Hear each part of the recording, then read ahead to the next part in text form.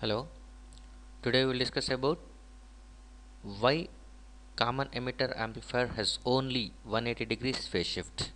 Why not the common base and common collector amplifiers has 180 degrees phase shift. Out of three configurations, common emitter, common base, common collector, only common emitter has 180 degrees phase shift. That is, output is 180 degrees out of phase with respect to input, but not the common base and common collector, where the output and input are in phase. Why it is? This is the topic of discussion today. So we will consider the common emitter amplifier first. Later we will go for the common base and common collector. Any transistor, if you buy in the market, that can be either configured as common emitter or common base or common collector. Whatever the configuration, if it works as amplifier, it must be in active region. Active region means emitter base junction forward bias and collector base junction reverse bias. And we know that one every transistor will be consisting of two junctions, that is two PN junctions. One is between the emitter and base, the other is between the collector and base. That's why we generally call it as JC is nothing but collector base junction, JE is nothing but emitter base junction. Both are PN junctions only. So both can be either forward bias, both can be either reverse bias, or one can be forward bias, the other can be reverse bias. So active region means emitter base junction forward bias, collector base junction reverse bias. So JE forward bias, JC reverse bias. So if you want to make a transistor as amplifier, at that time it must be in active region.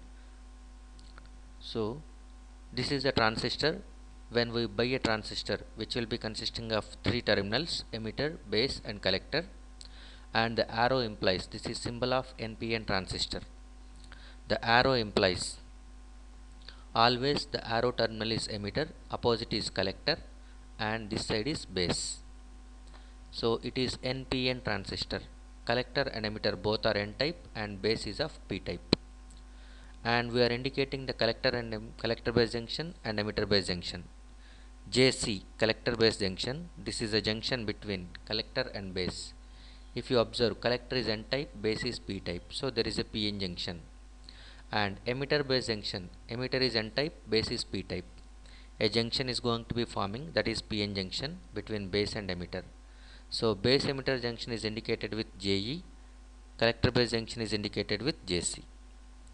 Whereas there is no junction between collector and emitter. Remember that one. Both are N type. So this is a simple transistor symbol of NPN, and if it has to be work as amplifier, it must be in active region. So we must keep emitter base junction forward bias, collector base junction reverse bias. For that one, we require some DC voltage along with resistances. So this is a circuit diagram which provides DC bias. That is, a transistor is going to be keeping in active region with the help of resistors and voltage sources. VBB and RB are going to be applied such that emitter base junction is going to be forward bias. Look at this one. This is base. P side you are applying positive voltage of VBB. That's why this PN junction, that is JE, will become forward bias. At the same time, JC has to be reverse bias. For that one, for N side, we must apply positive voltage. N side positive voltage will make collector base junction reverse bias. So by applying VBB and RB, we can ensure JE forward bias, and with the help of VCC and RC, we can ensure collector base junction reverse bias. We can say now the transistor is in active region. So by applying a constant voltages along with current limiting resistors, we can keep the transistor in active region. So this is generally called as biasing. So whenever you are applying constant voltages and constant resistances, by that time some constant currents flows. Those constant currents are indicating like this: input current as IB and output current as IC. This IC current is flowing through RC in down to up direction, that is upwards direction. Now This is the diagram which is DC bias of common emitter transistor. Now if you apply any AC signal at the input side, that can be amplified. So let us assume you are applying a AC signal. So AC signal is going to be superimposed on the DC voltage VBB. So we are indicating this one with the help of AC voltage source. V input is superimposed on VBB. Now whenever you are applying V input as extra voltage, by that time the previous current is going to be added with some more small current, that is small IB. So this capital IB is constant, that is due to DC bias, and whereas the small IB is due to this extra voltage V in. Because of the small IB, this will be amplified by beta times, and that results in the small change in the collector current, that is plus IC, and that will make the voltage across this RC will be changes by minus IC times of RC. So consider only the AC voltages, because we are interested in the only AC analysis, where the DC voltages are going to be assumed to be 0. So only AC voltage, consider this one. By that time, as V input increases, whenever V input is increasing, at that time this is NPN transistor, base is of P type. So P side you are applying more positive, that makes emitter base junction is going to be more forward bias. Whenever emitter base junction gets more forward bias, by that time this small IB will increase. When small IB increases, small IC increases by beta times. So small IC, change in collector current also increases. Whenever change in collector current increases, at that time the magnitude of IC and RC is going to be increases. Magnitude of IC RC, we are neglecting the polarity. Magnitude of IC RC is going to be increases since IC is increasing, which is nothing but V0. That is magnitude of V0 is increasing. Whenever V input is increases, at that time magnitude of V0 is increasing. But if you observe, V input is increasing positively, whereas V0 is increasing negatively. Whenever input signal is increasing positively, output is increasing negatively. So there is a change in sign, that is nothing but phase inversion. So note that V input is increasing positively, whereas V0 is increasing negatively. That is V0 is out of phase with respect to V input. Hence V0 is 180 degrees out of phase with V input. That's why common emitter is going to be having 180 degrees phase shift. Next we will consider about the common base. A simple common base, this is a transistor symbol of NPN, where arrow always implies emitter, the opposite is collector, and this side is base. Now base terminal is common for both input side and output side. Input is taken across emitter, output is taken across collector, and the transistor must be in active region to work it as amplifier. So again we are using the DC voltages and resistors to keep this transistor in amplifier mode, so that whenever we keep the transistor in amplifier mode, there will be existence of some DC currents. Those DC currents are indicated as IE, which is going outwards, the arrow shows. Emitter current is input, which is going to be going outwards, and IC is the output current, which is coming inside, because it is NPN transistor. And look at this one, the voltage VEE is going to be making the emitter base junction forward bias. Since it is NPN transistor, for N side you must apply negative terminal, for P side, that is base, you must apply positive voltage. So VEE and RE will keep emitter base junction forward bias, VCC and RC will keep collector base junction reverse bias. Now it can act as amplifier, it can amplify the input signals. Let us assume apply input signal.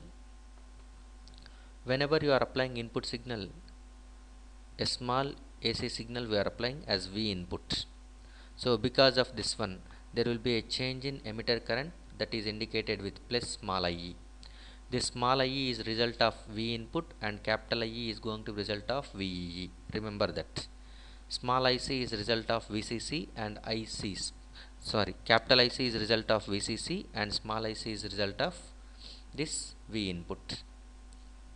So IC is equal to alpha times of IE. So now we will see whether it is having 0 degrees phase shift or 180 degrees phase shift. As V input is increasing, look at this one. As magnitude of V input increases, magnitude of V input increasing is nothing but, strictly speaking, V input is increasing negatively, like this, -2, -3, -4, -5, like this you are increasing the magnitude, but the polarity is negative. So whenever the input voltage is you are applying like in that way, at that time that makes more negative towards this N side, that is emitter is of N type, and you are applying more negative voltage because magnitude of V input is increasing. So negative value of V input is increasing, that makes emitter base junction more forward bias, since N side you are applying negative voltage. Emitter is of N type because it is NPN transistor. So N side you are applying more negative voltage, that is nothing but emitter base junction more forward bias. Because of that one, IE increases.